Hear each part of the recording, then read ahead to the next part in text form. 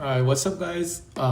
It's been a while, and I hope you have been living healthy, eating healthy, and learning some new stuff.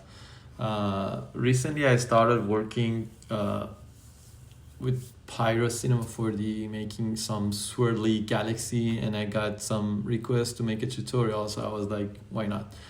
All right, so today I'm gonna show you how to create this effect. Let me just turn this down. All right, so this is the effect we're gonna take a look in Cinema4D. What I use here is the latest version of Cinema4D 2025. You can do it with 2024 as well, but you need to have a particle system and also, of course, the pyro.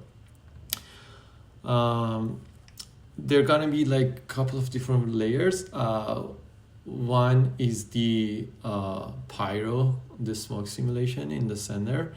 Another one are those stars, and last is that fog effect, that is happening in the environment. I'm gonna just talk about them. I'm not talking about the lighting in this tutorial, so I'm not gonna waste your time. If you're looking for the lighting, you can comment tutorial for lighting, and if I see you guys want to learn how to do the lighting as well, I will definitely make another tutorial. But for now, I'm going to show you the way how to create this simulation for the stars, for the pyro, for this collision in the center, and this volumetric environment effect. All right, let's go into Cinema4D and make it easy. So the way I did that, I used object for emission, as you probably know. So there are two ways to use pyro in Cinema4D. One is to use the actual geometry. One is to use emitters, right? So if I play here, if I right click, simulation tags, pyro emitter, and then on the particle group also, if I add this pyro emitter, so you have these two, right? Okay. But for this specific project, I rather using the object instead of emitters. I made another one with particles, which also looks cool, but it's a different result. So I rather just to use objects for this one. So what I used for the object, I used a disk here, and then I scaled it up to something like 1000, because the scale does matter a lot for simulation, right? So if I change this to from 100 centimeter to 1000 centimeters, as you see, the result is super different. So that's what I did first, and then in the inner radius you can take this out, like let's say 200, and then let's see, I just take this out to use that sphere, putting the sphere in the center. But let's just first make that a swirly effect, and then let's just bring the sphere in the center. So in order to do that, I used forces. The simplest way to do that is to use simulate force and then rotation. So by rotation, I think it's around, by default, the rotation is around the z-axis, which I'm gonna rotate this 90 degree, holding shift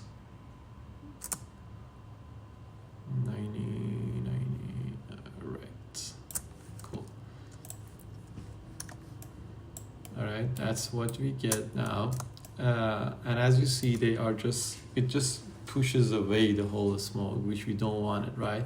So I need to add another force to push them back, like suck them in the center, keep them like in the center. The way you can do it, you can use a tractor in the center, and you can set this to constant and use number like, let's say, I don't know, 100. And then if I play it, they just, see, try to stay them in the center, maybe even bigger number. even bigger. Well, that's too much now. Well, that's one way, and another way is just to use the force field, which I did that.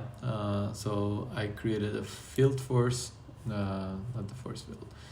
And then here I created spheres and then scale it up. And when I play it, so one thing you should know in field force, when you add these fields, you need to make sure the direction is set to what you want. So I'm gonna turn this off, the rotation, so focusing on the actual field force for now. Set this to something bigger. If I play it, so you see I think they push in the way, yeah, like pushes away, right? That's not what we want. We wanted the reverse direction. So you just go to direction, invert direction.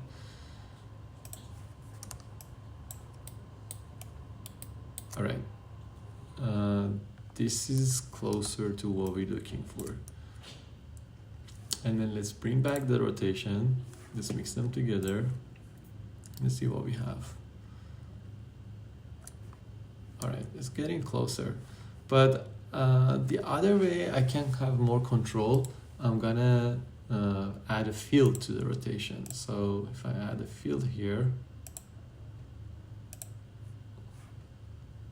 then scale it up.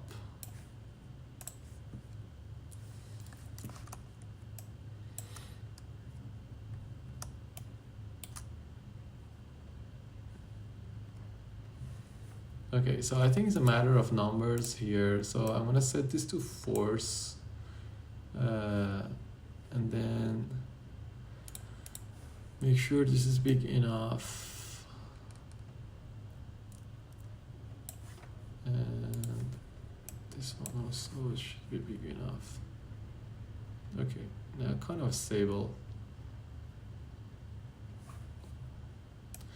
So to slow down the simulation, what I did here in Pyro Sim, I changed this damping.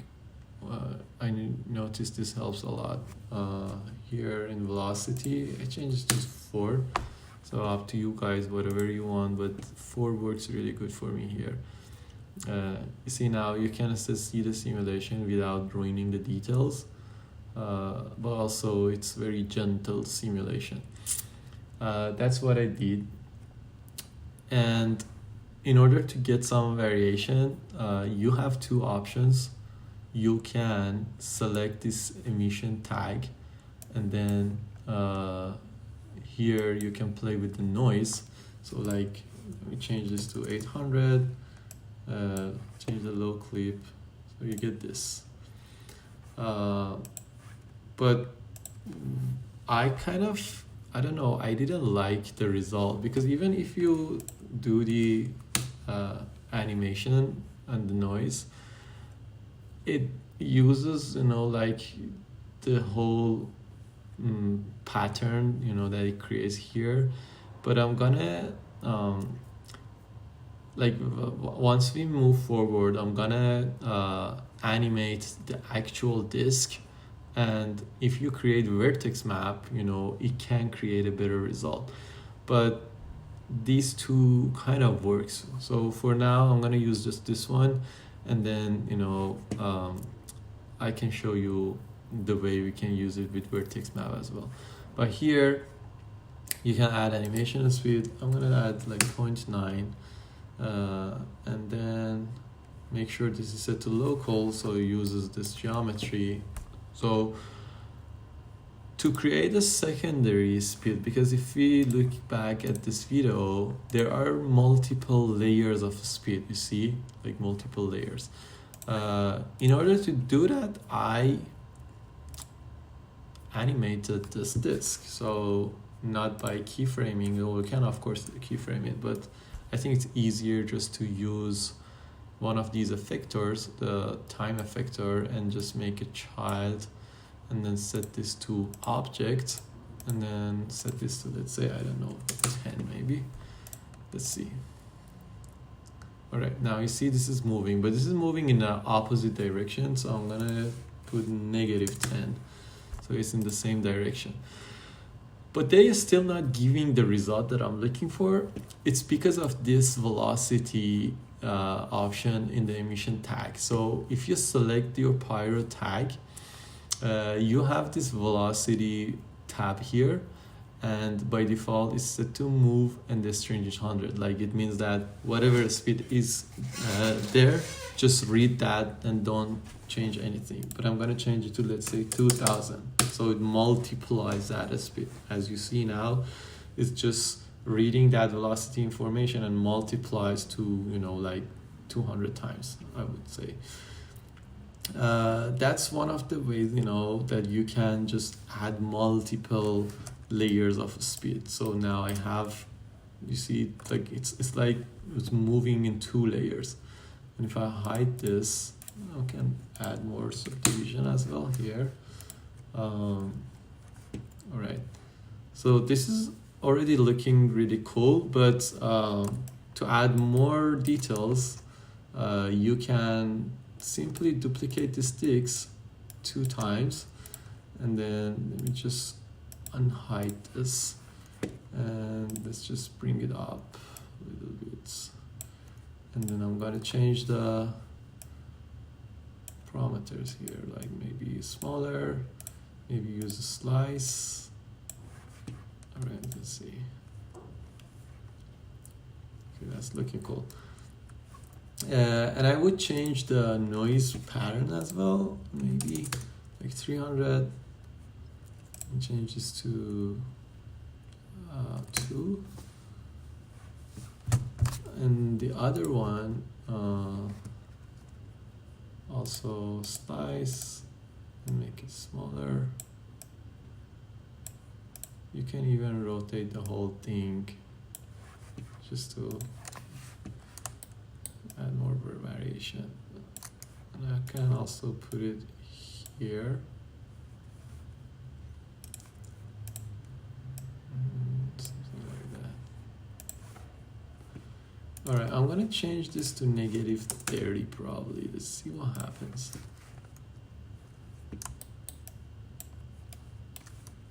So if we hide these, all right, that's cool. Now we can see like multiple layers. You see this one, especially this one that is moving, you know, I can see that. All right, now I'm gonna make it, you know, a little bit higher resolution by changing this to 3. Let's see what we have. Of course, it's gonna be slower, but not bad. We still see the details. And last thing for this one I'm gonna add is the sphere. So you just put this sphere here, and the only thing is important is to just add a collider tag, making sure, you know, they just collide with it. So let's see what we have. So these lines you see is the lines coming from the field force.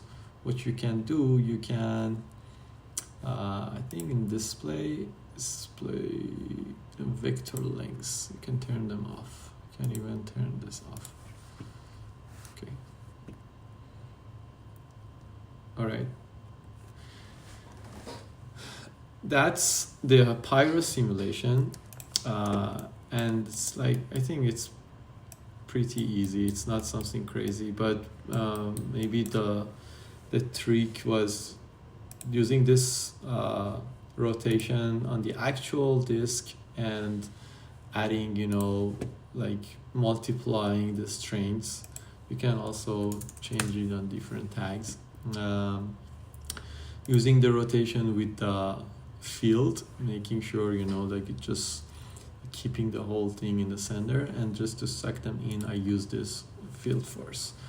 So that was the whole thing for the pyro sim. Now let's just see how I made these stars here. If I'm gonna play it, you see like some tiny stars just moving around. For this one, this is what I did. I'm gonna just turn these off for now, just to make the scene easier, lighter to work. So I use this spline here, scale it up, and then use a different direction. You can play with these parameters, and once you're happy with it, you just go to simulate emitters, spline emitters, and then just play this here, and you see you have these emitters. But as you see, they are already being affected by those forces that we have in the scene. Simply to fix that issue, you can create one particle groups and then put all the forces that you don't want to affect on the particles under that group, and you can call them pyro forces, for example. All right, now here I'm gonna create this modifier, which is my favorite, follow a spline, and then put this spline back here, use as guide, and now you see they are following this. That's a simple way to do that. I just lowered this attraction, more follow.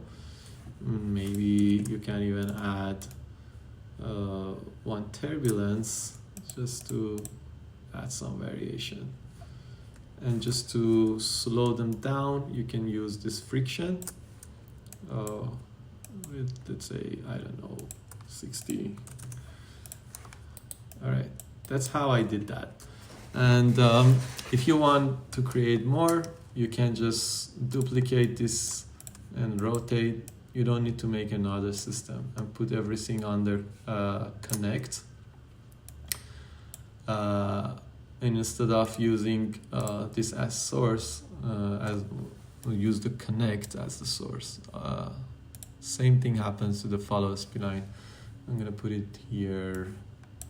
So now you see we have just all the particles following this too. I would add some variation to the radius as well, like instead of 0.1, 0.5, 0.5. You're gonna get a different, cooler result, you know, like different sizes of the stars in your rendering. All right, that's the way I made this. And last is the effect on the volumetric, like the noisy pattern here. Like this will be super fast, just, you know, for those people that they don't know it. But in Redshift, here, when you have the environment, and when you bring, let's say, this light, and if I just, let me bring this here so you guys can see it. All right, if I render this out, you can see this is like super white, right? So if you change this color to something dark blue, you start seeing this volumetric effect, right?